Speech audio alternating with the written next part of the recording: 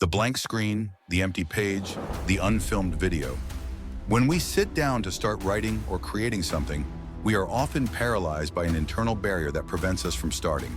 This barrier stops us from typing the first word, writing the first page, or filming the first video. The most common question I get asked online is, Ali, how do you manage to be so cool? But the second most common question is, Ali, how do you beat procrastination? And the answer to this question lies in the book, The War of Art by Steven Pressfield. He says that we have two lives, the life we live and the life that remains unlived, and between them is something called resistance. And that's the secret to overcoming procrastination. This is quite a profound insight that I first read in 2017, and it completely changed my approach to life and productivity. It helped me stop chronic procrastination.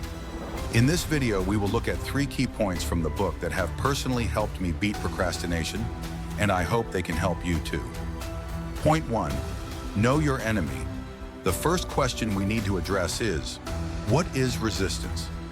Resistance is the negative force that actively prevents us from doing what we want to do.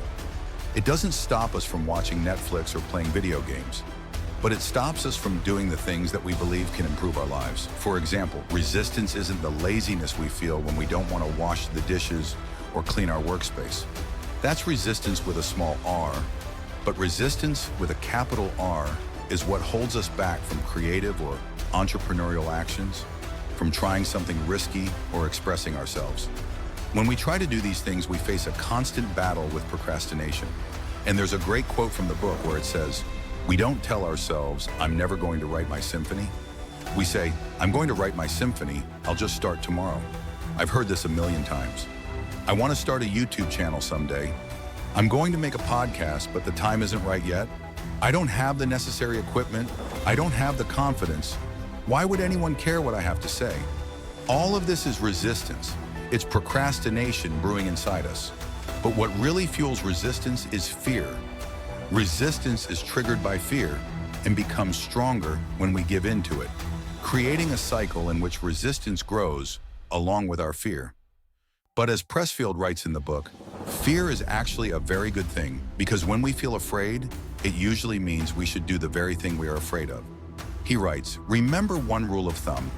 The more we are afraid of a work or task, the more likely it is that we should do it. In a way, resistance is a compass that points to the things in our life that are actually most important for us to do. I never feel resistance when I sit down to play World of Warcraft, but I do feel resistance when I try to sit down and write a book. And that is a signal to me that writing this book is the most important task right now. And the key rule here, as Pressfield writes, is the more resistance you experience, the more important the task is that you're trying to do. Since I first read this in 2017, I've started using this principle as a model for decision-making. If I feel afraid of something, I try my best to do it, because if I don't, I'll regret it later.